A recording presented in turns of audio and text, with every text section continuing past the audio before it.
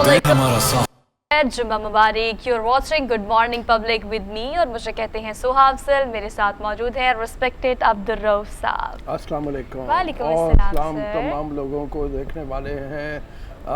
आज बहुत कुछ है करने को, लेकिन सबसे पहले हरमीत की तरफ चलते हैं, देखते हैं आज किस रंग की दस्तार है हरमीत की। मुझे बड़ी मुझे क्यूरियोसिटी होती है, तजस्सुस होता है हरमीत को देखने का, उसके कपड़ों का रंग भी। हेलो हरमीत जी, अस्सलाम वालेकुम, सत श्री अकाल, गुड मॉर्निंग रोहू साहब और सोहाब। वैसे तो दस्तार का कलर तो चेंज ही रहता है, लेकिन हमारा मौसम काफ़ी बदल गया भैया। रात कमाल की बारिश हुई और पंखे से जो है पंखा ना लगाने की अब नौबत नहीं आएगी भैया।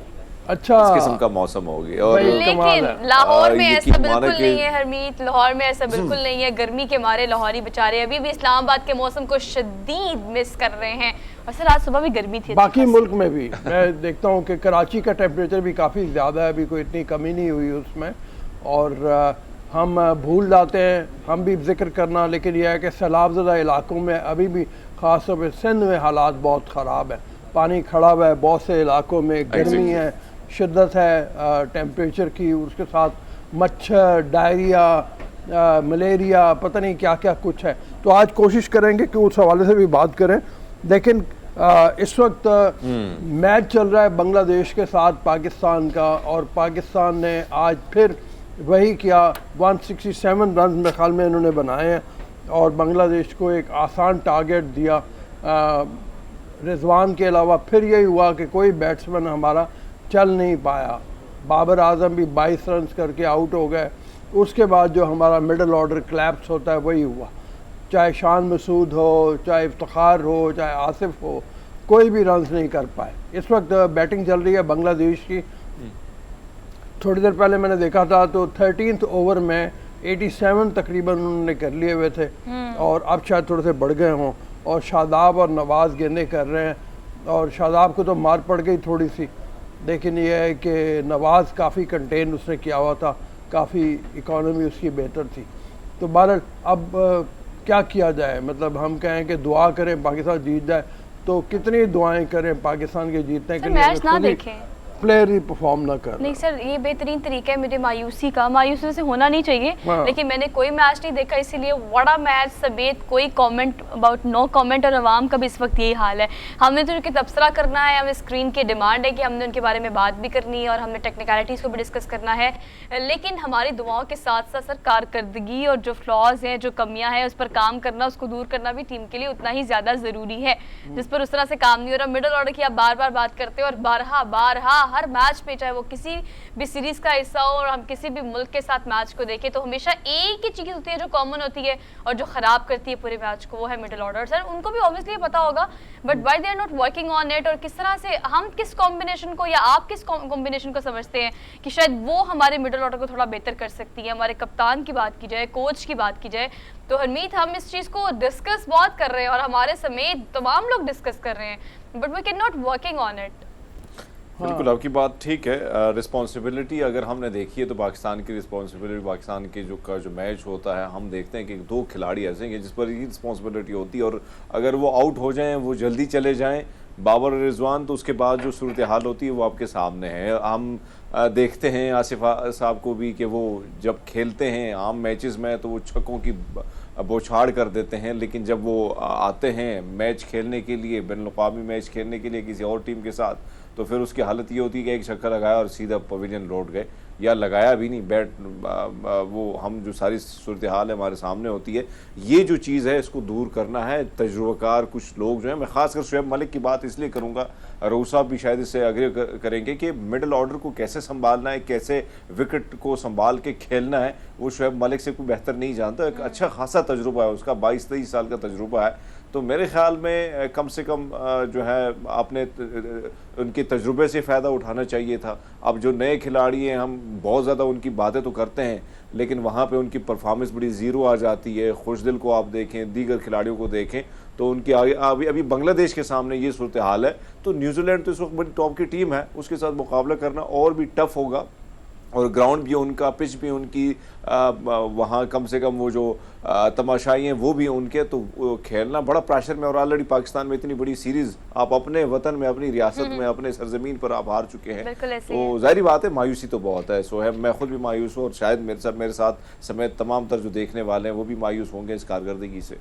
हाँ बिल्कुल आपने सही कहा है। मतलब अभी 2 और आउट हो गए में, नवाज ने 2 विकेटें ली और अब तकरीबन 100 के करीब रन हैं इस वक्त और 4 आउट हैं बांग्लादेश के। लेकिन वही आपकी बात सही कि बैटिंग कोलैप्स जो हो रहा है बार बार, ये कब तक हम 150-60 के रन्स के ऊपर उसको डिफेंड करते रहेंगे? इतना डिफेंड करना मुश्किल है। अभी तो आज ही का नहीं पता कि क्या होगा। अगरचे प्रोबेबिलिटी जो विन की है वो पाकिस्तान की ज़्यादा है, बांग्लादेश की कम है, लेकिन 1 विकेट और आउट हो गया, 5 आउट हो गए अब। मतलब ये अभी आप देखें तो ये मुझे नहीं मालूम कि धानी की विकेट है, ये किसकी विकेट है, लेकिन अभी पता चल जाएगा हमें थोड़ी देर में। तो बांग्लादेश बहुत कमज़ोर टीम है, उससे इस तरह से आसान टारगेट के ऊपर आउट हो जाना, 167 रन करना, ये कोई बहुत बड़ी अचीवमेंट नहीं होगी अगर जीते भी हम तो। न्यूजीलैंड बहुत टफ कंपटीशन देगी और न्यूजीलैंड इस वक्त वैसे ही, जैसे हरमीत ने अभी थोड़ी देर पहले कहा कि काफ़ी उनकी जो विन का उनकी चांसेस हैं वो काफ़ी ज़्यादा हैं। आगे जाके पाकिस्तान को अपने पूल में बड़े सख्त मैचेस खेलने हैं और हिंदुस्तान भी है उसमें, मेरे ख्याल में साउथ अफ्रीका भी शायद पाकिस्तान के पूल में है, जो बड़ा टफ कंपटीशन दे रहा था अभी कुछ दिन पहले जब। और वो सब तैयारी अपनी मुकम्मल इसलिए करनी होगी, आपके पास T20 का वर्ल्ड कप आ रहा है, उसमें मुकाबले, फिर आपने जिक्र किया हिंदुस्तान का, हिंदुस्तान एक जो है बड़ी टॉप पे जा रही है, ऑस्ट्रेलिया को उन्होंने हराया भी है और मुख्तलिफ उनके मैचेस जो हम देख रहे हैं वहाँ पे भी मुकाबला सख्त है। यहाँ पे ये सूरत हाल है कि जो कमियाँ हैं, जो कोताहियाँ हैं, उनको पुर करना। और पिछले 2 साल से तो हम अपने प्रोग्राम में ये बात करेंगे, मिडल ऑर्डर हमारा लड़खड़ाता ही नज़र आता है, कभी कामयाबी नहीं होता है, कभी हमने देखा नहीं कि कोई विकेट पे वो टिके। ऐसा लगा रहा कि परसों तो जिस तरह वो इंग्लैंड के ख़िलाफ़ हमारा मैच था, तो मुझे तो ऐसा लगा कि भैया की बैट शायद बहुत ज़्यादा गर्म है और जो भी उठाता है तो बर्दाश्त करना उनके लिए मुश्किल होता है, फेंक के निकल जाता है। तो वो सूरत हाल अगर रही तो बड़ा मुश्किल होगा। बॉलिंग में कम से कम शाहीन शाह अफरीदी हैं, हारिस रऊफ की बॉलिंग है, तो बॉलिंग में हम कहीं ना कहीं देख लेते हैं कि ऐसे खिलाड़ी है जो कर सकते हैं, लेकिन बैटिंग लाइन हमारी लड़खड़ाती नजर आती है। और उस पर सिर्फ और सिर्फ आपने ये नहीं करना होगा कि रिजवान और बाबर करेंगे बाकी हमारी छुट्टी, ऐसा नहीं। आपने सबने जो है वो अपनी परफॉर्मेंस बेहतरीन तरीके से देनी होगी, तब जाके हम कहीं ना कहीं अपनी जगह बना सकते हैं। हम पूरी टीम तो नहीं चला सकते और फिर हर मैच में हमारी कॉमन गलतियां जो कि हर मैच में वही होती हैं और हम उसी को डिस्कस करते हैं, मुझे लगता है बार बार। तो this should work on it. चलते हैं, में आगे को चलते हैं, मैच तो भी चलता रहेगा। आप जो देख रहे हैं मैच, या हमारे तवस्सुत से भी हम आपको रन से अपडेटेड रखेंगे, बताते रहेंगे कितने स्कोर हो गए, कितने आउट हैं। कहाँ मैच एकदम चेंज हो जाए, हम आपको साथ साथ ब्रेकिंग न्यूज के तौर पर अपडेट करेंगे। Let's talk about top stories. Friday top stories में हमारे पास क्या क्या है। इमरान ने फौज पाकिस्तान को तकसीम करने की कोशिश और रियासत के खिलाफ गद्दारी की साजिश की है, ये कहते हैं हमारे वजीर आजम यानी शहबाज शरीफ ने। सर ये कल स्टेटमेंट दी है, इसको आज के प्रोग्राम में हम डिस्कस करेंगे। इसके अलावा बिलावल भुट्टो जरदारी ने भी एक स्टेटमेंट दी है कि अमीर ममालिक ने अमीर बनने के लिए पाकिस्तान पर बोझ डाला है। चूँकि वो ये स्टेटमेंट दी है और किस कॉन्टेक्स्ट में हम इसको लेके आगे चल सकते हैं और डिस्कस करेंगे आज की टॉप स्टोरीज में। इसके अलावा चूँकि आज जुम्मा भी है माशाअल्लाह, और इसके अलावा रबीउल अव्वल का महीना है, तो ईद मिलादुन्नबी सल्लल्लाहु अलैहि वसल्लम को अक़ीदत के साथ, एहतराम के साथ किस तरह से मनाया जा रहा है, कहाँ कहाँ क्या क्या तैयारियाँ की जा रही हैं, हर जगह मिलाद का सा समा है, तो इसको भी हम इंशाल्लाह अपने प्रोग्राम में शामिल करेंगे। और तैयारियां जो हैं उसके हवाले से आपको पैकेजेस और डिफरेंट हमारे कॉरेस्पॉन्डेंट जो हैं वो कहाँ पे क्या क्या काम कर रहे हैं वो दिखाएंगे। अच्छा, इसके अलावा चूँकि अक्टूबर है और आपको पता है कि सर रोज़ाना इस चीज़ का जिक्र थोड़ा हम खुद भी करते हैं, लेकिन आज बाकायदा इस चीज़ का हम सेगमेंट रखेंगे टॉप स्टोरीज में कि छाती के कैंसर को लेके क्या क्या उसकी साइड इफेक्ट होते हैं, आफ्टर इफेक्ट्स होते हैं, क्या क्या उसका ट्रीटमेंट क्या क्या होता है, इसकी प्रिकॉशंस क्या क्या होती हैं, आप उसको डायग्नोस करने के लिए अपना एग्जामिन ख़वातीन खासतौर पर घर पर कैसे कर सकती हैं। ये छोटी छोटी बहुत सारी टिप्स हैं और इस पर हम इंशाल्लाह डिटेल में डिस्कस करेंगे। इसके अलावा सर पाकिस्तान की पहली ट्रांसजेंडर को यूनिवर्सिटी ऑफ वेस्टमिंस्टर लंदन में PhD में दाखिला मिल गया है। क्रेडिट है पाकिस्तान का भी और ट्रांसजेंडर कम्युनिटी का भी। लास्ट डेज में काफ़ी कंट्रोवर्शियल, आपको पता है हरमीत, ये इशू हुआ था और वो बिल हुआ था, उस पर ये एक चीज़ जो है वो काफ़ी ज़्यादा मुझे लगता है कि पॉजिटिव इम्पैक्ट डालेगी। ऑल्दो इसके अलावा last but not the least बिल्कुल बहुत इंशाल्लाह पॉजिटिव। हाँ जी बिल्कुल। जी खास मेहमान हमारे साथ होंगे और ईद मिलादुन्नबी सल्लल्लाहु अलैहि वसल्लम का ही जिक्र करेंगे ज़्यादातर आज जुम्मे की मुनासबत से भी। Let's talk about daily dose sir. Daily dose में हम आपको बताएं तो आपने वो सोशल मीडिया के पिक्चर्स में मरियम नवाज अपने वालिद साहब यानी नवाज शरीफ साहब को गले लगा रही हैं और उनसे मिलने के लिए लंदन पहुंच रही है। आपने बहुत देखी होगी, उसी के बारे में हम अपने डेली डोज में पहले सबसे बात कर लेते हैं कि मरियम नवाज की 3 साल बाद सर 3 साल बाद अपने वालिद से मुलाकात हुई और वो जब वहाँ पहुंची जैसे उन्हें पासपोर्ट मिला सर फौरी मेरे ख्याल से नेक्स्ट डे 10 बजे सुबह वो रवाना हो गई थी। अब वो लंदन पहुंची हैं, नवाज शरीफ से मुलाकात कर रही हैं और ये एक्टिविटी है फ़िलहाल सर उनकी वहाँ पे। ठीक है, मरियम नवाज़ जो है जैसे अभी बता रही थी हमारी होस्ट मेरी को-होस्ट और अभी हरमीत भी बताएंगे, तो सोहा ने जैसे बताया उस तरीके से मैं भी उसको बताऊं कि मरियम 3 साल के बाद अपने वालिद से उनकी मुलाकात हो रही है और भाइयों से भी मुलाकात हो रही है। मरियम वालदा को छोड़ के नवाज शरीफ के साथ पाकिस्तान आई थी और उसके बाद उनका जाना नहीं हो सका। जब वो मिली अपने वालिद को तो आबदीदा थी, उनकी आंखों में आंसू आ गए और कहा यह जा रहा है कि 1 महीना उन्होंने वहाँ पे रहना है। 1 महीने के बाद वो ये खबरें ऐसी हैं कि वो नवाज शरीफ साहब के साथ पाकिस्तान वापस आएंगी। अब इसमें कितनी सदाकत है, कितना होता है, ये तो वक्त बताएगा, लेकिन ये है कि मरियम ने अपने केसेस पहले क्लियर करवाए। जो इस्लामाबाद हाई कोर्ट से उनको रिलीफ मिला, उनके ख़िलाफ़ जो केस था कि एवन फील्ड जो अपार्टमेंट्स हैं उसकी वो बेनिफिशरी ओनर हैं, तो उनको क्लियर किया गया। उसके बाद वो पहुंची, अगले ही दिन उन्होंने अपना केस लाहौर हाई कोर्ट में दाखिल करवाई अपनी एप्लीकेशन कि उनका पासपोर्ट उनको वापस दे दिया जाए। उस पर फैसला उनके हक़ में आया, पासपोर्ट उनको वापस मिल मतलब गया। क्लीन चिट मिली हैं, चीज़ें क्लियर हुई हैं। तो हरमीत आपने देखा है कि अब वो लंदन पहुंची हैं।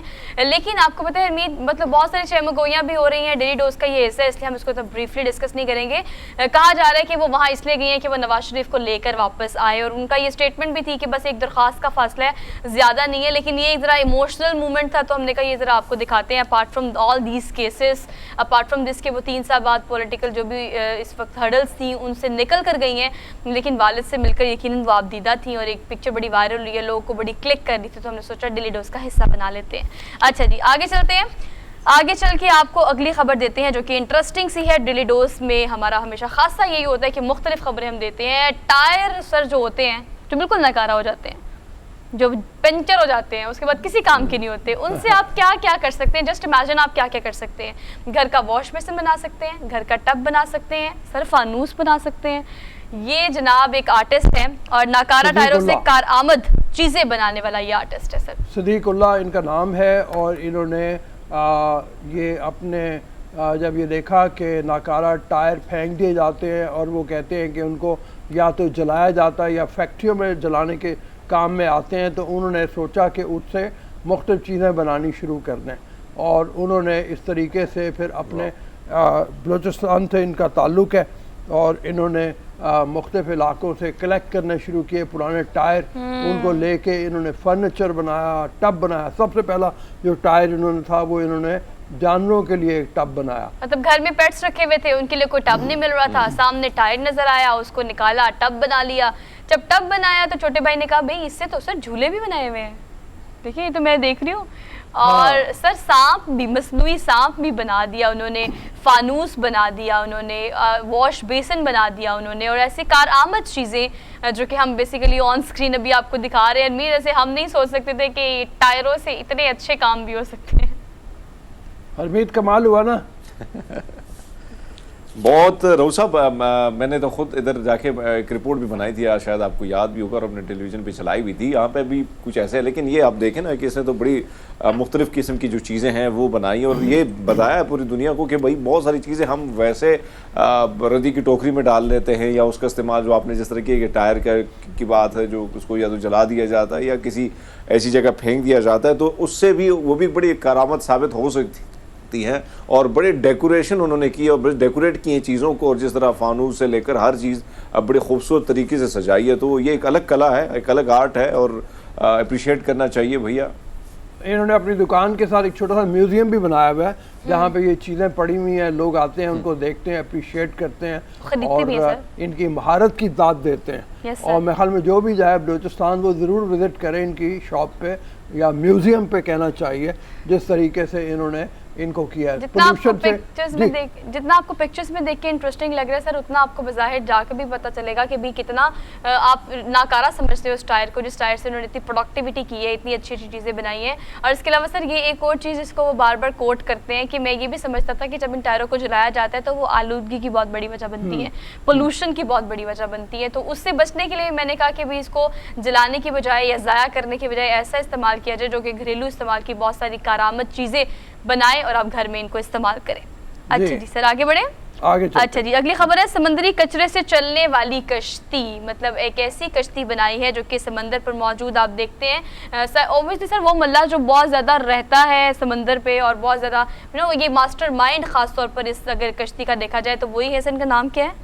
एक हमारे पास मेरे ख्याल से योन ब्रोगन हाँ, जो उनका नाम है और हाँ। वर्ल्ड रिकॉर्ड मल्लाह है जिन्होंने इतना अरसा समंदर पे गुजारा। उन्होंने कहा 2015 के बाद 16 के बाद मैं देख रहा हूँ कि गंदगी बहुत ज़्यादा हो गई है और उस गंदगी की वजह से फिर उन्होंने कहा कि इसको कुछ ना किसी ना किसी तरीके से इस्तेमाल किया जाए। तो ये कचरा जो आप सतह समंदर पर देखते हैं सर, उसको इस्तेमाल करके ये कश्ती चलती है। और बहुत बड़ी मतलब ये बात है क्योंकि समुद्री कचरा बढ़ता चला जा रहा है। मैं पढ़ रहा था कि बहुत से बिल्कुल। डेवलप्ड मुल्कों में ये हाल है कि पाकिस्तान में जिस तरह से आप ये देखें कराची कि में। प्लास्टिक और ये फेंक दिया जाता है, सिगरेटों के बट्स फेंक दिए जाते हैं, खाली प्लास्टिक की बोतलें फेंक दी जाती हैं पानी के अंदर, और समंदर में ख़ास तौर पे जो करीब लोग रहते हैं उनका भी यही हाल है।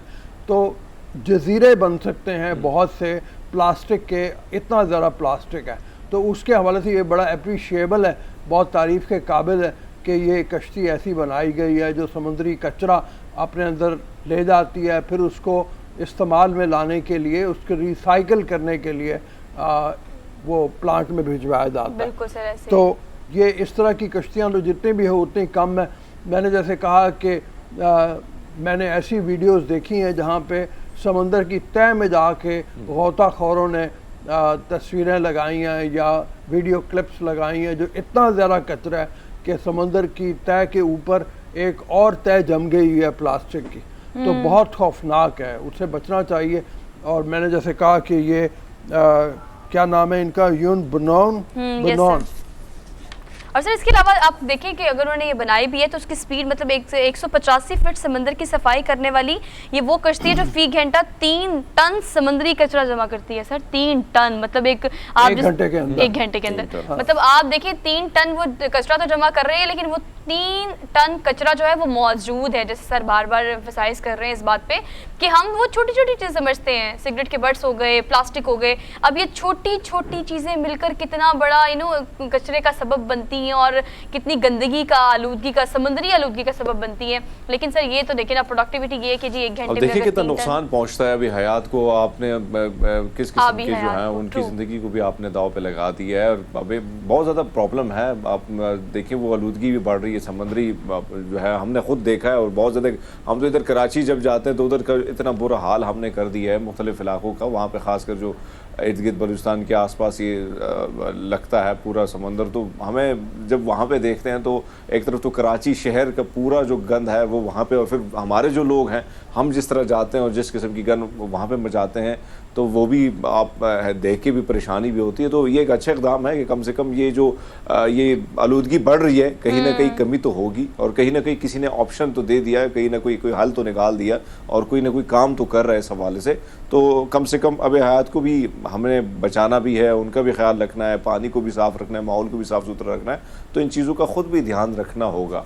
मतलब इनफरादी तौर पर भी आपको इस चीज़ का ख्याल करना चाहिए कि कचरे के बॉक्सेस मौजूद होते हैं। खासतौर पर कराची की अगर बात की जाए तो साहिल समंदर पर भी आप इतना गंद देख लेते हैं और वो गंद यकीन करें आपका ही डाला होता है और आप इस चीज़ का बिल्कुल ख्याल नहीं करते। करते। कराची के शहरी उसमें बहुत ज़्यादा उनका है, उनको समझना चाहिए।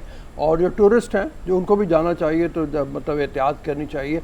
लेकिन जैसे हरमीत ने बात की, क्लिफ्टन को देख लें आप, सारा कूड़ा करकट और जो सीवेज है वो सारे का सारा गंदा पानी उसके अंदर फेंका जाता है समंदर के अंदर। आगे अगर चले जाएं बलूचिस्तान की तरफ वहाँ जाके भी मैंने देखा है, जो हमारे लोग जाते हैं कश्तियों में, जो अगर वो मछलियाँ ले जाते हैं वहाँ पे बड़ी मछलियों को खिलाने के लिए, नज़ारा करने के लिए, तो वहाँ पे टर्टल्स हमने ऐसे देखे हैं जिनके उनकी लाशें पानी के अंदर तैर रही हैं, और डॉल्फिन जो हैं वो मरी पड़ी हैं, चूँकि कहीं वो नेट में फंस गई, कहीं प्लास्टिक उनके अंदर चला गया, उससे उनको मतलब वो जेरे समंदर सर वो माहौल ही नहीं रहा, वो साजगार माहौल जिसमें आबी हयात पलती हैं और वहाँ रहती हैं, वो माहौल ही नहीं रहा। तो ऑब्वियसली ये इनके नापैद होने के करीब करीब ही चीज़ें हैं, तो हमें बीइंग अ ह्यूमन बीइंग भी हमें इस चीज़ का ख्याल करना चाहिए। चलिए सर आगे बढ़ते हैं, अगली खबर बड़ी ज़बरदस्ती है। गिलगित को हमेशा बड़ा अप्रिशिएट करते हैं वहाँ पर लिटरेसी रेट ज़्यादा होने की वजह से, लेकिन वहाँ पर मौजूद ख़वातीन और बच्चों को पढ़ाई के लिए हमेशा राग़िब किया जाता है। लेकिन अब एक और फैसिलिटी लॉन्च कर दी है गिलगित बल्तिस्तान में, जिसे पिंक बस सर्विस का नाम दिया है सर। सिर्फ लड़कियों के लिए और सिर्फ ख़वातीन के लिए मुफ्त बस सर्विस है, जो कि हर स्टॉप पर अवेलेबल होगी, और ख़वातीन और बच्चियां जहां जहां ट्रैवल करना चाहती हैं वो जाएं और इस पिंक बस के ज़रिए ट्रैवल करें। सर देखने में बहुत क्यूट है, दिखाएं ज़रा। बिल्कुल, ये भी बड़ा अप्रिशिएबल है। मतलब ये है कि हमारे इलाकों में अगर इस तरह का हो रहा है, ख़ास तौर पे ऐसे इलाकों में जहाँ पे ख़वातीन को ट्रांसपोर्ट की फैसिलिटी ना हो, उनको घुसना पड़े ऐसे हिस्सों में जहाँ के मर्द जब बड़ा जवान है। हमारे यहाँ तो ये होता है कि बसों में ख़वातीन के लिए थोड़ी सी जगह मख्सूस की जाती है, बाकी जो है वो पूरी मर्दों के लिए होता है। तो ये पूरी की पूरी बस, मुझे याद पड़ता है यहाँ लाहौर में भी पिंक बस सर्विस के नाम से मुतारफ़ हुई थी। मुझे नहीं पता वो चल रही है कि नहीं चल रही, नहीं चल रही, अब वो बिल्कुल बंद हो गई भी है। तो अल्लाह करे ये जो बस सर्विस है ये चलती भी रहे। इसका इफ्तिताह हुआ है, ये भी पिंक है कलर में, और ख़वातीन के हवाले से और ख़वातीन का कलर है सर। और खत्ते के चीफ सेक्रेटरी जो है महियुद्दीन अहमद वानी साहब ने ऐलान किया है कि ये बिल्कुल फ्री है। ख़वातीन के लिए मुख्तलिफ स्टॉप्स बनाए गए हैं, और ख़वातीन तो ट्रैवल करें, लेकिन ज़्यादा आसानी करनी है हमने बच्चों के लिए, उन बच्चियों के लिए ख़ास तौर पर जो मुख्तलिफ कॉलेज यूनिवर्सिटीज़ में जाती है और उनको ट्रैवल करना पड़ता है, हुंजा से गिलगित तक और गिलगित से हुंजा तक, और मुख्तलिफ इलाकों में जहाँ पर इनके ज़्यादा स्कूल कॉलेज यूनिवर्सिटीज़ हैं। तो बड़ा अच्छा इनिशिएटिव है सर। अगली खबर है, last but not the least one, बड़ी डिफरेंट से खबर है। प्यार मोहब्बत हो सर तो फिर क्या ही कद हो, क्या ही काट हो, क्या ही रंग हो, क्या ही मजहब हो, क्या ही नस्ल हो, सब कुछ छोड़ दें, मोहब्बत होनी चाहिए बस। 3 फीट का शौहर, 5 फीट से जायद लंबी बीवी सर, 5 फीट से जायद लंबी। मैं पढ़ा था डिटेल में, उसका लिखा हुआ है 5.25 फुट तकरीबन। हमारे यहाँ ये एवरेज हाइट है ख़वातीन की। हाँ जी बिल्कुल। ये यूरोप वगैरह में कहा जाए तो थोड़ा शॉर्ट है, हाँ, लेकिन यह है कि 3 फुट का दूल्हा अलबत्ता जो है वो हैरत अंगेज खबर है हमारे लिए। तो वो छोटेपन का शिकार हो गया था बचपन में सर, जिसकी वजह से वो लोगों की तस्दीक का भी निशाना बनता था। लेकिन बहरहाल इस खातून की दाद देनी चाहिए, उसने पसंद किया उसे अपने दूल्हा के तौर पे, और ये शादी होगी, और Guinness book of world record में नाम भी आ गया सर, नाम भी आ गया। तो ये बड़ी अच्छी बात है, अच्छी खबर है।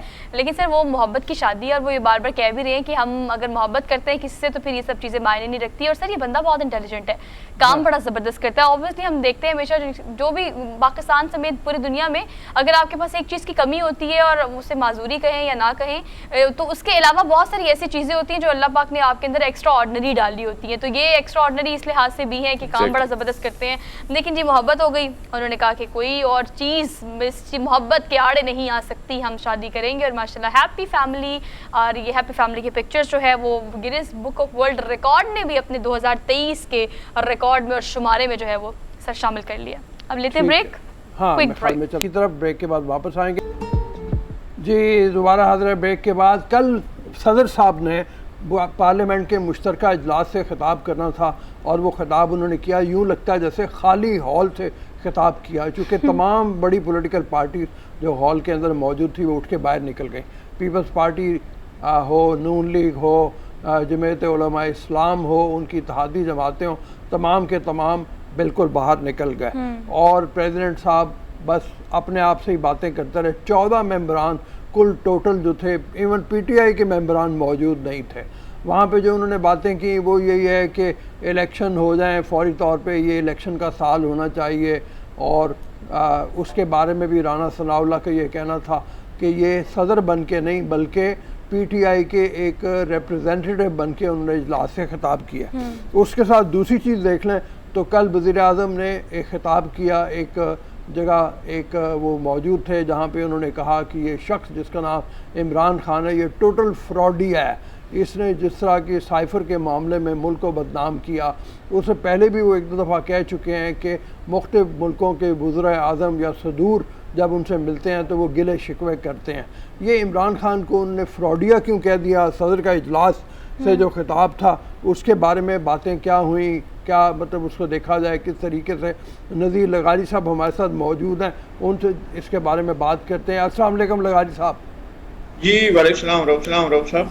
सर, सबसे पहले तो ज़रा इमरान खान के हवाले से आ जाएं कि जो वज़ीर आज़म है उन्होंने कहा ये शख्स टोटल फ्रॉडी है, तो ज़रा सख्त लफ्ज़ नहीं इस्तेमाल कर लिए, या वाकई आप भी एग्री करते हैं कि जो कुछ इमरान खान ने साइफ़र के हवाले से किया या जिस तरह के बयानात वो देते चले आ रहे हैं उनको यही कहा जाना चाहिए?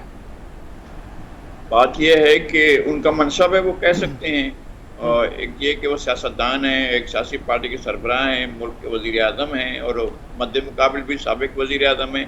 तो अपने बारे में वो जो भी ज़ुबान इस्तेमाल करना चाहें वो उनका अपना सवाबदीद है और अपना अख्तियार है। अगर मैं ऐसा ही कोई लफ्ज़ इस्तेमाल करता तो मैं लुग़त से रुजू करता और सोचता कि इसके अगर कोई नरम लफ्ज़ हो सकता है तो वो इस्तेमाल किया जाए, वरना मजबूरन मुझे भी यही कहना पड़ता।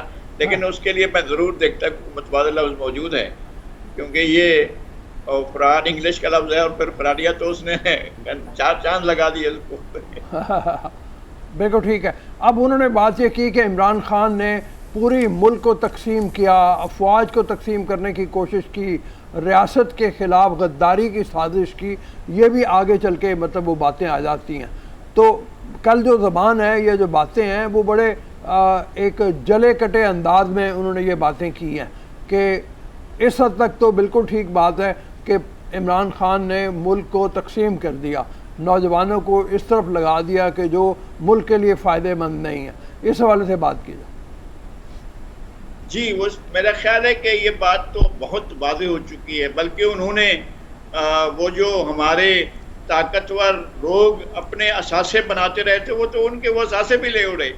ये इमरान खान ने जो कमाल किया वो ये क्या कि जिन लोगों पर मेहनत की गई थी, जिन इदारों पर, जिन शख्सियात पर, जिन बंदों पर, जिन ताबेदारों पर बड़ी मेहनत करके उन्हें अपनी ताबेदारी में लाया गया था, वो ताबेदार भी वो इमरान खान के साथ चले गए और वो ताबेदारी भी ख़त्म हो गई और वो मुल्क से बाहर बैठ कर इमरान खान के लिए उन्हीं इदारों के ख़िलाफ़ जिन इदारों ने इनको पाला था ऐसे ऐसे अल्फाज इस्तेमाल करते हैं, ऐसे ऐसी जो है वो जुगतें लगाते हैं कि लगता है कि जनाब ये तो बिल्कुल ही तो असल मसला ये है कि किसी विजडम के बगैर, किसी सोच के बगैर, किसी समझ के बगैर, किसी सियासी नज़रिए के बगैर, किसी सियासी सोच के बगैर और किसी आपको समाजी सोच होनी चाहिए। अगर वो समाजी सोच के बगैर और समाज के इदराक के बगैर वज़ीर जो इमरान खान साहब हैं उनको तो मियाँ वाली का भी सही पता नहीं होगा कि मियाँ वाली का समाज कैसा है और वहाँ की रिवायतें कैसी हैं और वहाँ पर ज़िंदगी कैसी है, उसका भी पता नहीं होगा।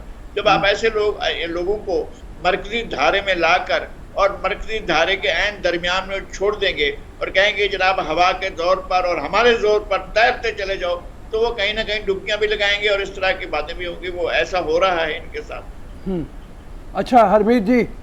अच्छा लगारी साहब, अगर हम देखें, हम दोनों तरफ से ऐसा देख रहे हैं, उमूमन ये होता है कि हुकूमत की जानिब से जो है नरमी का बर्ताव किया जाता है तो अपोजिशन की जानिब से थोड़ी बहुत गहमा गहमी जो है वो हमें नज़र आती है। लेकिन इस बार हमने देखा कि हम देखते हैं कि जो बयानात हुकूमत की जानिब से आ रहे हैं वो जिस तरह अल्फाज का चुनाव कल हुआ है या उससे कबल राना सनाउल्लाह साहब की प्रेस कॉन्फ्रेंस से आप देखें तो इस किस्म की चीज़ें, फिर ज़ाहिरी बात है अपोजिशन की जानिब से भी इस किस्म के बयानात आ रहे हैं, तो आपको ये सियासत, ये जो मामलात है, ये कौन सा रुख ये इख्तियार करने जा रहे हैं, हालात किस कदर मज़ीद बढ़ेंगे? क्योंकि हम देख रहे हैं कि जो इस्लामाबाद का माहौल है वो काफ़ी यहाँ पे गर्मी है, हालात बड़े ऐसे है कि बेचैनी बेयकीनी से सूरत हाल है और इस्लामाबाद के लोग एक बार फिर ऐसा लगता है कि घरों तक ही महदूद हो जाएंगे। मेरे ख्याल में आपको बेचैनी और बेकरारी लग रही है, यकीनन इस तरह के हालात भी आपको नजर आ रहे होंगे और इस्लामाबाद में बैठे हुए तो आपको ज़रूर नजर आने चाहिए। लेकिन हम यहाँ पर आपसे कुछ दूर बैठे हुए हैं, आपसे जो है हम मेरे ख्याल में 1700 किलोमीटर दूर हैं, तो हमें जो है ये 1400 किलोमीटर दूर हैं, शायद 1400 या 1700, मुझे नहीं अंदाजा है। तो इतना हम दूर बैठे हुए हैं तो हमें ये कॉमेडी शो लग रहा है कि इस्लामाबाद में कॉमेडी शो है और मेरा ख्याल में उस पर एक होना चाहिए कि ख़वातीन का इस कॉमेडी शो को देखने पर पाबंदी होनी चाहिए। और जिस तरह की ट्वीट की है फवाद चौधरी ने खुदा अल्लामान वल हफीज़, आपने देखा है राना सनाउल्लाह को जो जवाब दिया है, जिस तरह से उन्होंने एक ऐसी लैंग्वेज इस्तेमाल की है जो आप अपने घर में अपने बच्चों के सामने नहीं इस्तेमाल कर सकते हैं, और ये लैंग्वेज जो है राइज पा गई है। और जिस तरह से इनके जो है वो क्या कहना चाहिए कि पोस्ट मॉडर्न जदीद किस्म के इनकलाबिये जिस तरह का अंदाज अख्तियार करते हैं, वो भी काबिल दीद होता है। और उनकी मैं तो बहुत छोटा आदमी हूँ, मेरे ट्विटर अकाउंट पर जाकर देखें कि कम अज़ कम कोई एक हफ्ते में 1000 से या 2000 से ज़्यादा गालियाँ पड़ती होंगी। ये सूरत हाल कभी भी नहीं थी, सोसाइटी में यह सूरत हाल नहीं थी। तो लुगारी साहब, आपने जो फरमाया कि ख़वातीन को जो है वो उसका वो हिस्सा होना चाहिए, आपका जो जिस तरफ इशारा है वो मैं समझ गया हूँ, लेकिन सर इसी पे अगर हम देखें तो मौलाना साहब का भी बयान आया था कि तितलियों के लिए ज़मीन गर्म कर देंगे, तितलियों का लफ्ज़ उन्होंने इस्तेमाल किया था। तो ऐसे में आपने अभी देखा कि जो हालात हैं, कंटेनर फैज़ाबाद पहुँच चुके हैं, 13,000 कल जो अहलकार है उन्होंने रिहर्सल भी किए बाकायदा। तो ऐसे में जो सूरत हाल है वो तो हमें जो इंटेलिजेंस रिपोर्ट है उसके मुताबिक 12 रबीउल अव्वल के बाद जो है मामलात बड़े गर्म हो जाएंगे और इमरान खान साहब दाखिल होंगे इस्लामाबाद में। तो ऐसे में हम देख रहे हैं कि मुज़ाकरात की तरफ कोई नहीं बढ़ रहा है। राना सनाउल्लाह साहब का बयान आप देखें, वो भी तो यही कह रहे हैं कि 50 जो है वो मैंने मारने थे, मैंने 500 मार दी है, पिछले शेलिंग में करा दी, अब 100 ट्रक मैंने रखे हैं, गोले के ट्रक रखे जिसमें मैं इमरान खान पे फायर करूंगा। तो ये सूरत हाल कहीं ना कहीं गंभीर होती नहीं जा रही है, मुज़ाकरात की तरफ बढ़ने के बजाय मामलात के ये इंतशार की तरफ बढ़ रहे हैं। अच्छा, बड़ी मेहनत हो रही है इस काम पर ना, दोनों तरफ से मेहनत हो रही है। असल बात क्या है? असल बात यह है कि 1/3 से ज़ायद हिस्सा, लगभग आधा पाकिस्तान जोग्राफी के एतबार से डूबा हुआ है, इस वक्त भी डूबा हुआ है। Welcome back after the break. So basically अगर अक्टूबर की बात की जाए तो सबसे ज़्यादा अहम इशू और अहम टॉपिक जिस पर अक्टूबर के पूरे महीने में 12 बात की जाती है, जो कि अब पूरे साल में भी करना शुरू कर दी है, पाकिस्तान समेत पूरी दुनिया में ब्रेस्ट कैंसर को लेके अवेयरनेस का ये मंथ अक्टूबर मनाया जाता है। और अब काफ़ी हद तक लोग इस हवाले से बाशऊर भी हो गए हैं, लेकिन उसके बावजूद भी बहुत सारे सवाल कि बेसिकली रूट कॉज क्या है ब्रेस्ट कैंसर का, फिर इसकी अलामात क्या हैं, फिर इसकी तशख़ीस कैसे की जा सकती है, फिर इलाज मुआवजा और ऐसे बहुत सारे सवाल। तो बेसिकली सेगमेंट करने का मकसद ये है कि आपको मजीद भी इस हवाले से अवेयर किया जाए। डॉक्टर उम्मे कुलसूम हमारे साथ मौजूद है, शौकत खानम से इनका ताल्लुक है, कंसल्टेंट मेडिकल है, इनको आज के प्रोग्राम में खुशामदीद कहते हैं। अस्सलाम वालेकुम मैम, कैसी हैं आप? Thank you so much for being here, good to see you. बड़े हम रूट कॉज से बात करते हैं, काफ़ी दिनों से हम ऑन एंड ऑफ अपने शो में ये सेगमेंट रख रहे थे, लेकिन अब लोग काफ़ी ख़वातीन ख़ास तौर पर बड़ी बाशऊर हो गई है इस एक बीमारी को लेके। लेकिन मेरा सवाल लास्ट टाइम भी ये था कि अगर लोग बाशऊर हो रहे हैं तो बीमारी भी दिन ब दिन ज़्यादा होती जा रही है, इसकी बेसिक वजूहत क्या लगती हैं? अच्छा, बेसिकली बीमारी के ज़्यादा होने की वजूहात तो मेरा ख्याल है कि वो सेम ही हैं, लेकिन अब ये कि अवेयरनेस फैलने से अगर ख़ातून को कोई गिल्टी, कोई प्रॉब्लम, कोई महसूस होता है तो वो जल्दी आती हैं, जो हमारे लिए बहुत अच्छी बात है। तो वो जल्दी जब डिटेक्ट होगा, उसका अर्ली स्टेज होगी, उसको ट्रीट करेंगे और वो क्योर भी हो सकती हैं। तो पहले भी यही था कि बहुत ज़्यादा इंसिडेंट्स तो था, लेकिन लोग आते नहीं थे, ख़वातीन शर्माती थीं, तो ये मेन वजह है। अगर हम वजूहात पे बात करें कि ब्रेस्ट कैंसर की, तो 2 तरह की वजूहात हो सकती हैं। कुछ हैं जो मॉडिफाइबल हैं, जिनको हम चेंज कर सकते हैं, जो हमारे हाथ में है। कुछ ऐसी हैं जो नॉन मॉडिफाइबल हैं, जिन्हें हम चेंज नहीं कर सकते। मसलन औरत होना, सो एक औरत 100 टाइम्स ज़्यादा एट रिस्क है ब्रेस्ट कैंसर से एज़ कम्पेयर टू अ मर्द। तो मर्दों में भी ब्रेस्ट कैंसर होता है, कई लोगों को ये उनके लिए एक नई खबर होती है। सो 1% मर्दों में भी हो सकता है, लेकिन फीमेल आपकी जो सेक्स है वो आप उसको चेंज नहीं कर सकते। फिर जब आपकी उम्र ज़्यादा हो रही है, मोर देन 50, उसमें ब्रेस्ट कैंसर होने का चांस ज़्यादा होता है, उसको आप चेंज नहीं कर सकते। फिर अगर आपकी फैमिली में किसी को ब्रेस्ट कैंसर है या आपके अंदर वो जीन्स हैं जो कि ब्रेस्ट कैंसर करते हैं, उनको आप चेंज नहीं कर सकते। सो ये कुछ ऐसी चीज़ें हैं जो हमारे हाथ में नहीं हैं, लेकिन कुछ चीज़ें लाइक यंगर ओबेसिटी, मोटापा जो है वो बेसिकली हार्मोनल चेंजेस कॉज करता है, जिसकी वजह से ना सिर्फ ब्लड प्रेशर, शुगर, दिल की तकलीफ, बल्कि ब्रेस्ट कैंसर भी होता है। अच्छा डॉक्टर साहब, मैं बहुत इनिशियल सवाल आपसे करना चाहती हूँ, बिकॉज हर एक आम औरत का जो हमें इस वक्त स्क्रीन के उस तरफ देख रही है, उनके कंसर्न्स भी यही है, लेकिन मसला ये होता है कि हर कोई ब्लंटली पूछ नहीं सकता। आपने रूट कॉज तो बता दिया, अब प्रिकॉशंस हमारे पास क्या क्या है? एक तो जेनेटिकली ये कैंसर या ये ट्यूमर जो है वो आगे ट्रांसफ़र होता है बच्चियों में या बड़ों में, लेकिन उसके अलावा अगर जेनेटिकली ट्रांसफर नहीं हो रहा तो इसकी क्या वजूहात है, हमें एहतियात क्या करनी चाहिए इससे बचने की? मैं एग्जैक्टली आपको ये बता रही थी कि एक तो मोटापा है, मोटापे को कम करना है। मोटापे को कम करने से तकरीबन 30% रिड्यूस, 30% चांस ऑफ कैंसर और उसकी वजह से जो डेथ होती है वो कम होती है, नंबर 1। और ये सिर्फ मोटापा नहीं है, अगर आप स्लिम एंड स्मार्ट हैं और आप हिल ही नहीं रहे हैं, जो हमारी ख़वातीन में आजकल हो चुका हुआ है कि पानी का ग्लास भी और हमारे पास हाउस हेल्प इतनी होती है, सो जो सीडेंट्री लाइफस्टाइल है वो भी ब्रेस्ट कैंसर का बाइस बनती है। चाहे आप बहुत स्मार्ट हैं, चाहे आप बहुत स्मार्ट, आपने एक्सरसाइज करनी है तो 3 घंटे एक्सरसाइज पर वीक मिनिमम होनी चाहिए, ताकि आपका कार्डियोवास्कुलर जो दिल की बीमारियां और साथ कैंसर का रिस्क भी कम हो।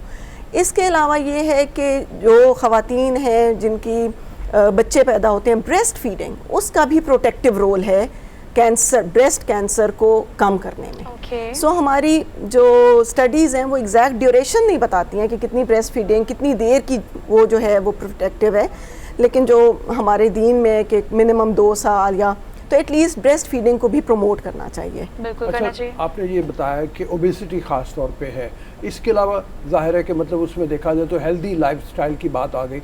आपने कहा 3 घंटे वीक में चलना ज़रूरी है। हम हमेशा ये बात करते हैं ताकि लोगों को भी ये पैगाम पहुँचे कि जो अनहेल्दी ईटिंग है वो हैबिट्स, जो मतलब तली हुई चीज़ें और बाज़ार से ला के, और ये भी क्या कंट्रीब्यूट करती हैं, बहुत ज़्यादा नुकसान है इनका भी। देखिए आपने बिल्कुल दुरुस्त बात की है कि जो अनहेल्दी है वो क्या करेगा कि वो आप में ओबेसिटी करेगा। हाँ। आपकी वेन्स को क्लॉग या आपकी शरियानों को ब्लॉक करना वो एक दूसरी चीज़ है। हम इस वक्त सिर्फ ब्रेस्ट कैंसर पे बात कर रहे हैं। सो वो आपको आप चलेंगे नहीं, आप ज़्यादा फैटी मीठी चीज़ें खाते जाएंगे, वो आपके अंदर बॉडी में फ़ैट को एक्यूमुलेट, उसको जमा करता जाएगा। ठीक। उस फैट के अंदर हार्मोन्स होते हैं, हार्मोनल चेंजेस होती हैं जिनकी वजह से ये ब्रेस्ट कैंसर भी हो सकता है। ठीक है। सो सब्जियां खाना, अच्छा खुराक खाना, अगर हो सके तो ऑर्गेनिक खाना, और जितना खाएं उसको यूज़ करना, एक्सरसाइज में, वॉक में, काम में, ये बहुत ज़रूरी मतलब इट्स ऑल अबाउट लाइफस्टाइल कि आपका लाइफस्टाइल अच्छा होगा तो कैंसर समेत दीगर मुज़ीम राज से भी आप अपने आप को महफूज रख सकते हैं। अब लेट्स टॉक अबाउट इसको डायग्नोस करने का कुछ तरीका। तो एक मेडिकली है, आप जो ट्रीट करते हो, पिछले जब अवेयरनेस कुछ सालों से हुई है, ट्रेनिंग वर्कशॉप्स और आपके बहुत सारे आप कैंप्स लगाती हैं, चौकत खाना बहुत ज़बरदस्त काम कर रहा है, तो अगर घर में ख़वातीन ने अपने आप को एग्जामिन करना है, अस्पताल जाए बगैर, वो किस तरह से कर सकती हैं? इसके लिए कुछ टिप्स। जी बिल्कुल, ये बहुत आसान है और हर खातून को चाहिए कि महीने में 1 दफ़ा अपना मुआयना करें, अपनी ब्रेस्ट्स का मुआयना खुद करें। और आजकल बहुत ज़्यादा यूट्यूब पे देखें, उसके तरीके हैं कि किस तरह से अपने आप को अनड्रेस करके क्या क्या चीज़ें देखनी है। उसमें आपने ये देखना है कि किसी साइड पे आपको गिल्टी या उभार तो नहीं महसूस हो रहा। अगर एक साइड पे है और दूसरी पे नहीं है तो इसका मतलब है कि अलार्मिंग है, वो कैंसर नहीं होगा। ये हर उभार या हर गिल्टी कैंसर नहीं है, लेकिन उसको टेस्ट करवाएं। या अगर किसी के निप्पल से कोई ब्लड या कोई इखराज हो रहा है, कोई पानी, कोई ऐसी चीज़ है जो पहले नहीं थी, अनयूजुअल सी कोई चीज़, एग्जैक्टली, अगर किसी के निप्पल अंदर जाना शुरू हो जाए तो ये वो सारी चीज़ें हैं। या दर्द है बहुत ज़्यादा, और आपकी जो ब्रेस्ट है सिर्फ उसका एग्जामिन नहीं करना, आपने अपनी एक्जिला का, अपनी अंडर आर्म्स को भी एग्जामिन करना है। अच्छा। और महीने में 1 दफ़ा करें, सब करें, नंबर 1। दूसरी चीज़ ये है कि वो तमाम ख़वातीन जो 40 से अबव हैं वो साल में 1 दफ़ा अपना मेमोग्राम करवा लें। मेमोग्राम एक ख़ास किस्म का अल्ट्रासाउंड या एक स्कैन है जिसके अंदर हमें ये पता चल जाता है कि अगर अर्ली, और मेमोग्राम से वो वाली बीमारी भी जो अभी पैल्पेट या हाथ से फील नहीं हो रही वो भी डिटेक्ट हो जाती है और फिर उसका इलाज जल्दी हो सकता है। मतलब ये हरमीत हमारे साथ मौजूद है। हरमीत का सवाल पहले ले लें। जी हरमीत। जी। अच्छा डॉक्टर साहब, आप बहुत अच्छी बातें आप कह रही हैं और सारी बातें ख़वातीन के हवाले से भी बात, आपने एक बात की कि मैंने पहली बार सुनी, वैसे माज़रत के साथ पहले हमें सुनना चाहिए थी, ये मर्दों की बात भी आपने की कि मर्दों में भी छाती का जो कैंसर है उसका वो भी 1% पाया जाता है, तो उसकी क्या अलामत होती है, थोड़ा सा उसके बारे में बताइए। मर्द हज़रात भी थोड़े से वाकिफ़ हो इस चीज़ से। हाँ, ये भी एक अलार्मिंग सिचुएशन है। अगर उनको नहीं पता तो कम से कम कोई पता होगा। हाँ जी, ये बहुत अच्छा क्वेश्चन है। तो मर्दों में भी तकरीबन वही चीज़ होती है, गिल्टी का नमूदार होना, कोई स्किन की चेंज होना कि वहाँ पे जैसे कट गई है, छिल सी गई है, स्किन ठीक नहीं है टेक्सचर उसका, या निप्पल से, एरियोला से कोई डिस्चार्ज होना, किसी चीज़, कोई मवाद खारिज होना, या एक्जिला के अंदर कोई गिल्टी आ जाना। बल्कि मर्दों की चूँकि ब्रेस्ट रुडिमेंट्री होती है, साइज़ बहुत छोटा होता है, तो उसमें छोटी सी भी गिल्टी बहुत जल्दी फील हो जाती है और बहुत जल्दी डिटेक्ट होती है। और जो ही ऐसा फील हो तो फ़ौरन से आ जाना चाहिए डॉक्टर के पास। अच्छा, इलाज मुआवजे की अगर हम बात करें, क्योंकि हम स्टेप बाय स्टेप चल रहे हैं, हमने उसके रूट कॉज की बात कर ली, हमने उसको डायग्नोस करने की बात कर ली, अब अगर इलाज मुआवजे की तरफ आए तो बड़ा मैटर करता है कि आप किस टाइम पर डॉक्टर से रिजू कर रहे हैं। अर्ली एजेस में करेंगे तो आपको कीमो होती है, मुख्तलिफ इलाज मुआवजा होता है जिससे आप ठीक हो जाते हैं। आप किस स्टेज पर आपको लगता है कि आपके पास कौन से ऐसे केसेस आते हैं जो एक्सट्रीम पे भी हो तो रिकवर हो जाते हैं, पहली दूसरी स्टेज पे हो तब भी रिकवर हो जाते हैं? किस स्टेज पे इसको करना ज़्यादा रिकवरी या चांस ऑफ क्योर या 100% ख़त्म करना सिर्फ उसी वक्त पॉसिबल होता है जब आपकी बीमारी वहीं पे कंटेंट हो, सिर्फ ब्रेस्ट में हो, एक्जेला में हो, कहीं फैली हुई ना। तो जब वो ज़्यादा बढ़ती जाती है उसके चांसेस ऑफ क्योर या 100% ख़त्म होने के चांसेस कम होते जाते हैं। और जब स्टेज 4 हो जाती है, उस ऑर्गन से निकल के कहीं और चली गई, जिस्म के किसी और आज़ा में चली गई, तो फिर वो क्योर नहीं हो सकती है। सो सबसे बेस्ट ये है कि अगर आपको कोई चेंज नज़र आए अपनी ब्रेस्ट में या एक्जेला में या कोई नई चीज़ है और वो दोनों साइड्स पे नहीं है, तो वो फर्स्ट टाइम वो एक ऐसा वक्त है कि आपको फ़ौरन से अपने किसी डॉक्टर के पास जाना चाहिए। वो उसका अल्ट्रासाउंड करेंगे, वो उसका मेमो करेंगे, अगर उन्हें लगेगा तो उसकी बायोप्सी, उसका टुकड़ा लेके उसका टेस्ट करेंगे। जी हरमीत। जी हरमीत। जी। अच्छा डॉक्टर साहब, एक चीज़ जो हम आज तो टेलीविज़न पे बैठकर खुल के बात भी कर रहे हैं और कहीं ना कहीं शऊर भी आ गया है, लेकिन ऐसे इलाके हैं जहाँ पे मैं भी गया हूँ, रोज़ा भी गए होंगे, और हम आज भी देखते हैं कहीं ना कहीं आज भी वहाँ पे लोग उसी तरह अवेयर नहीं है। हमने देखा भी है कि कुछ लोग ख़वातीन जो है अगर इस किस्म की शिकायत होती है तो आपकी बात ठीक है कि शर्माते भी हैं, फिर अगर वो जाते हैं तो किसी हकीम या दम दरूद के लिए वो जाते हैं, उनको क्या कहोगे, क्या उससे कुछ ट्रीटमेंट हो पाती है कि जो हकीम इलाज करते हैं या दम दरूद? क्योंकि ये भी थोड़ा सा वाज़े क्लियर करना है उन ख़वातीन को जो देख रही है टेलीविज़न को। Thank you so much. ये एक ऐसी बात आपने की है जो मेरे दिल के बहुत करीब है, बिकॉज बहुत पढ़े लिखे लोग भी, आपने तो दूर दराज की बात की है ना, ये एक तरह से डिनाइल आ जाता है लोगों में कि कैंसर एक इतना बड़ा लफ्ज़ है कि पेशेंट, उसकी फैमिली, एक्सटेंडेड फैमिली सब उससे परेशान और वो डिप्रेशन में आ जाते हैं। सो लोगों का सबसे पहला रिएक्शन ये होता है कि ये मुझे नहीं हो सकता, और ये एक आम सा दाना है, आम सी गिल्टी है, और वो फिर यही जो दम कराना, हकीम के पास जाना, ये सारा देखें, हम हमेशा ये कहते हैं कि दम, ये जो आप करना चाहते हैं उसके साथ साथ आप अपनी ट्रीटमेंट भी करवाएं। ये बहुत ज़रूरी है कि आप इन दोनों चीज़ों को, या ट्रीटमेंट फर्स्ट है, अल्लाह ताला ने भी कहा है कि आपको अगर है तो आप उसका इलाज करवाएं, जो और इलाज आप पे फ़र्ज़ है। बिल्कुल बिल्कुल। सो उधर जाने से बहुत सारे केसेस ख़राब हुए हैं, वो बहुत लेट आते हैं, वो डिनाइल में होते हैं, उन्हें लग रहा होता है कि शायद उसका साइज़ बढ़ रहा है और वो थोड़ा टेक्सचर बेहतर हुआ है, वो इतना फर्म नहीं है तो शायद इम्प्रूव हो रहा है। तो मैं सबसे ये रिक्वेस्ट करूँगी कि जो बहुत दूर के इलाकों में हैं ख़वातीन, वो भी, और अगर वहाँ पे डॉक्टर नहीं है, कोई BHU होगा, कोई लेडी हेल्थ वर्कर ही आती होगी, एटलीस्ट किसी पर्टिनेंट बंदे से, किसी खातून से बात करें और उसका एक बार टेस्ट ज़रूर करवा। अल्ट्रासाउंड मिनिमम, ये तो हर जगह पाकिस्तान में होता है, प्लीज़ वो ज़रूर करवाएं। और अगर उसमें आता है कि ये वो नहीं है, वो एंटीबायोटिक देंगे, कुछ इलाज करेंगे, अगर उस इलाज से भी वो ठीक नहीं हुई, आपको फिर किसी बड़े शहर ज़रूर जाना पड़ेगा, किसी पब्लिक हॉस्पिटल ज़रूर जाना पड़ेगा, जहाँ पे वहाँ पे स्पेशलाइज्ड यूनिट्स भी होते हैं, ना भी हो सर्जरी वाले होते हैं, कोई ना कोई आपको ज़रूर गाइड करेगा। डॉक्टर, फिर इससे होता ये कि एक बीमारी आपकी एक्सट्रीम पे पहुंच जाती है, बिकॉज आप उस प्रोसीजर के दौरान डिनाइल में होते हैं, जब वो बढ़ रही होती है, प्रिवेल कर रही होती है, मतलब हमें लाइट नहीं लेना चाहिए। वो कहते हैं नहीं, मर्ज और कर्ज को आप कभी लाइट ना ले, चाहे वो छोटा हो चाहे वो बड़ा हो।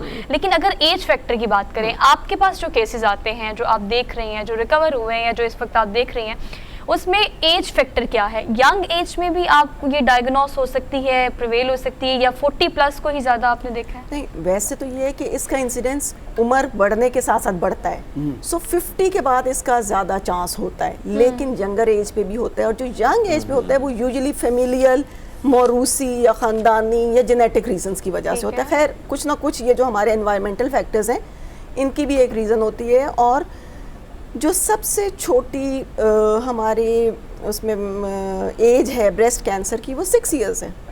अच्छा, 6 इयर्स की एज के ऊपर भी ब्रेस्ट कैंसर हुआ है। और मैंने खुद जो एक ट्रीट की हुई है बच्ची, वो 8 इयर्स की थी, मैंने 6 वाली अभी तक नहीं देखी हुई है। सो लिटरेचर में तो ये भी रिपोर्टेड है। तो अगर किसी की फैमिली में है, और फैमिली में नहीं भी है और अगर कोई अलामत ऐसी आ रही है तो उसको लाइट नहीं लें और बस। शर्म महसूस शर्म करें, नहीं सबसे महसूस अहम बात है। कोविड के टाइम पे भी आपको याद होगा बहुत पहले हमने इस चीज़ को छुपाने की कोशिश की थी, लेकिन बाद में हम ब्लंट हो गए, हम वाइब्रेंट हो गए इस हवाले से कि नहीं, इसका इलाज तभी हो सकता है जब हम इसके बारे में आउटस्पोकन हो जाएंगे। थैंक यू सो मच, बहुत अच्छी और प्रोडक्टिव डिस्कशन रही। मुझे उम्मीद है कि आपको आपके मैक्सिमम सवालों का जवाब मिल गया होगा। शर्म ना करें, बच्चे हो, बड़े हो, जवान हो, खवातीन हो, इसके बारे में बात करें, एक दूसरे से करें और डॉक्टर से भी ज़रूर करें। हमने एक छोटी सी ब्रेक लेनी है, वापस आते हैं। आप देखते रहिए प्रोग्राम जिसे हम कहते हैं गुड मॉर्निंग पब्लिक।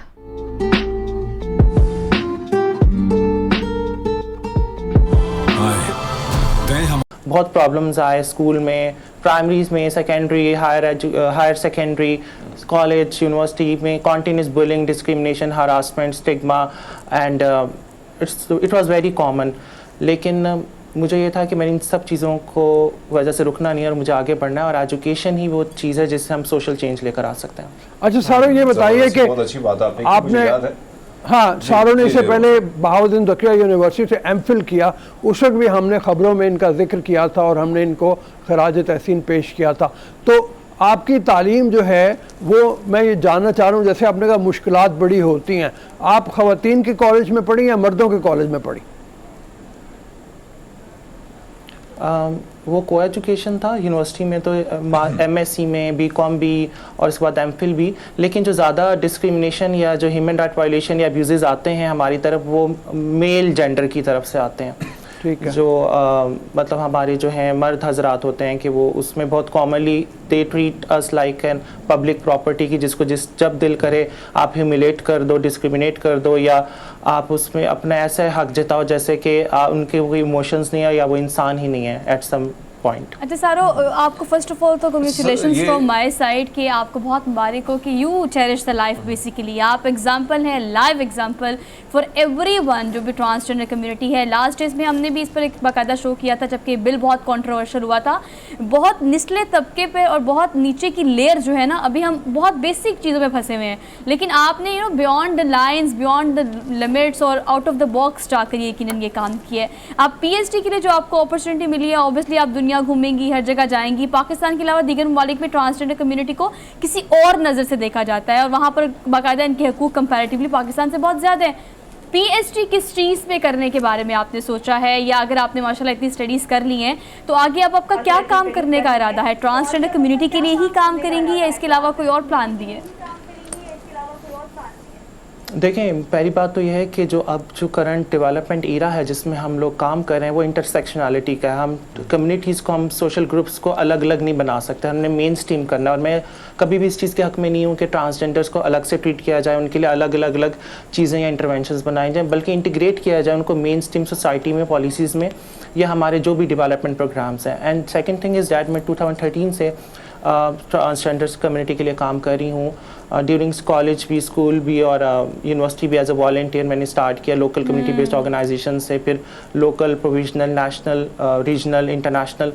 और जो मैंने ऑब्जर्व किया इस एक्सपीरियंस पे कि जो 99.9% ह्यूमन राइट वायलेशंस हैं ट्रांसजेंडर कम्युनिटी पे, वो इस वजह से है कि वो फाइनेंशियली या इकोनॉमिकली डिपेंडेंट है अपने अब्यूज़र्स पे, या फिर वो इंगेज्ड हैं रिस्की लाइवलीहुड्स में, जिस तरह से फोर्स प्रोस्टिट्यूशन है या फोर्स बैगिंग है या इस तरह की चीज़ें जिसमें से उनको बाहर नहीं निकलने दिया जाता। तो एमफिल में भी मेरा जो टॉपिक था understanding opportunities and obstacles face by Pakistani transgender entrepreneurs, और इसी को मैं प्रोसीड कर रही हूँ PhD लेवल पर इन ब्रॉडर पर्सपेक्टिव कि हम उन चीज़ों को एनालाइज कर सकें एंड एविडेंस बेस्ड जो है हम डाटा कलेक्ट कर सकें और एक पॉलिसी रिफॉर्म्स में कंट्रीब्यूट कर सकें कि हम इकोनॉमिक जस्टिस में ट्रांसजेंडर कम्युनिटी को किस तरह से इंक्लूड कर सकते हैं थ्रू एंटरप्रेन्योरशिप, ताकि वो हमारे कंट्री में उनको इस बोझ ना समझा जाए, बल्कि वो कंट्रीब्यूटर एंड टैक्स पेयर इसमें कंट्रीब्यूट करें, जिससे ना सिर्फ पाकिस्तानी इकोनॉमी या सोशो इकोनॉमिक डेवलपमेंट में जो है वो कंट्रीब्यूट करें, बल्कि ग्लोबल सस्टेनेबल डेवलपमेंट गोल्स जो हैं उसमें भी अपना एक प्रोग्रेसिव रोल वो प्ले कर सकें। अच्छा सारो, आप ज़ाहिर बात है गिला शिकवा बनता भी है, जो रवैया है माशरे में, जो सोसाइटी में, वो हमने देखा है। लेकिन कहीं ना कहीं आपको नहीं लगता आप जैसे या नायाब हमारी बड़ी अच्छी कुलीग है, जानने वाली है, इस तरह दीगर बहुत सारे ऐसे कुछ डॉक्टर्स बने हुए हैं, कुछ जो है मुख्तलिफ लॉयर्स हैं, पुलिस डिपार्टमेंट में भी हैं। अब आपको नहीं लगता कि कहीं ना कहीं, मैं बहुत सारे ट्रांसजेंडर पे मेरी कई सारी रिपोर्ट्स हैं, उसमें मैंने ये देखा है कि कुछ लोग खुद निकलना नहीं चाहते। मसाइल तो आपको भी थे, मुश्किलात तो आपकी भी थी, क्योंकि अपने आप को बदलना है, माशरा नहीं बदलना है तो अपने आप को बदलना है। तो मेरे ख्याल में कहीं ना कहीं कुछ गलतियां जो है आपकी कम्युनिटी में नहीं है कि वो भी कोशिश को उसी तरह कोशिश नहीं करे जिस तरह आपने की, दीगर ने की। जब हम कम्युनिटी की बात करते हैं तो आप उसमें कम्युनिटी बिहेवियर्स की बात कर रहे हैं, ठीक है। और बिहेवियर चेंज जो होता है it's a long term process. आपने 75 साल उनको एक चीज़ में बंद रखा, आइसोलेट रखा, और आप ये एक्सपेक्ट नहीं कर सकते कि ऑल ऑफ सडन उनका बिहेवियर चेंज हो जाएगा। उसके लिए of course like we as a community take the responsibility कि हमें भी खुद में चेंज लेकर आना है और हमें ओन करना है अपनी responsibilities as a responsible active citizen of Pakistan. और इसके साथ साथ सोसाइटी में भी चेंज आना चाहिए और it will be a two way process.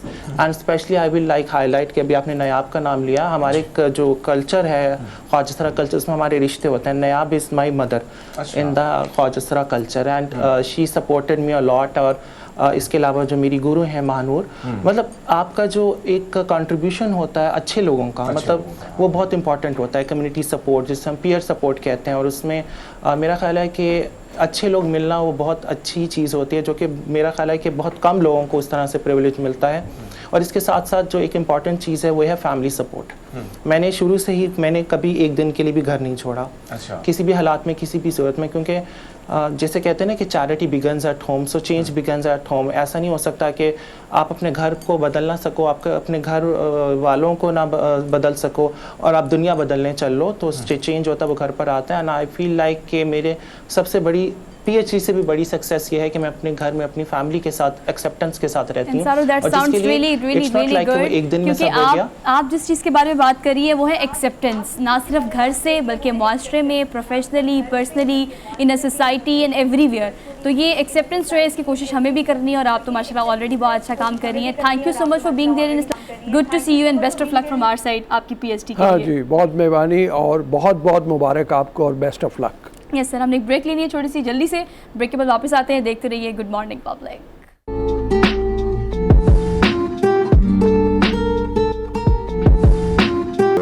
मतलब साथ में आपने सही याद कराया, बन जाता है आप बाकायदा।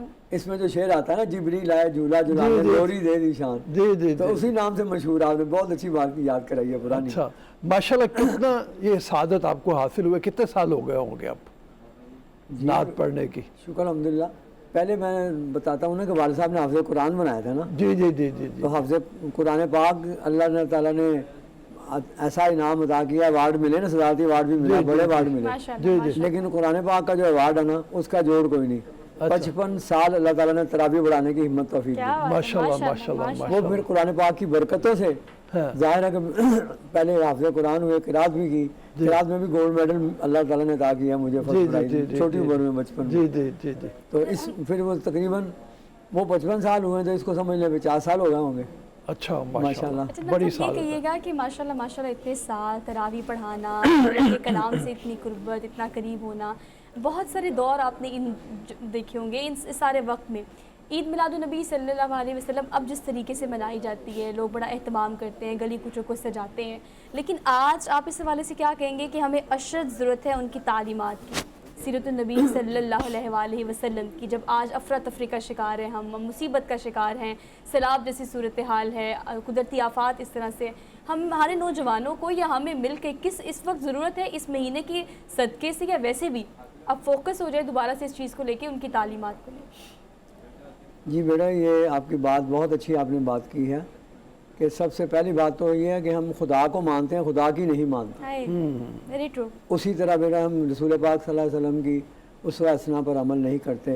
उनकी ये सिर्फ डेकोरेशन करना है तो बहुत अच्छी बात, लेकिन सिर्फ ये नहीं करते। शादियों पे हम सजाते हैं ना घर बार, अपने घर अपना मोहल्ला भी जश्न होते हैं ना शादियों में भी, तो ये वो तो बात की बात है। सबसे पहला तो जश्न और खुशी मनाना जो यही है, सबसे पहली खुशी तो हमारी रसूल पाक सल्लल्लाहु अलैहि वसल्लम की आमद है। तो इस पर ठीक है, डेकोरेशन भी करना ये बड़े अच्छी बात है, ज़रूर बहुत अच्छी बात है, ज़रूरी है।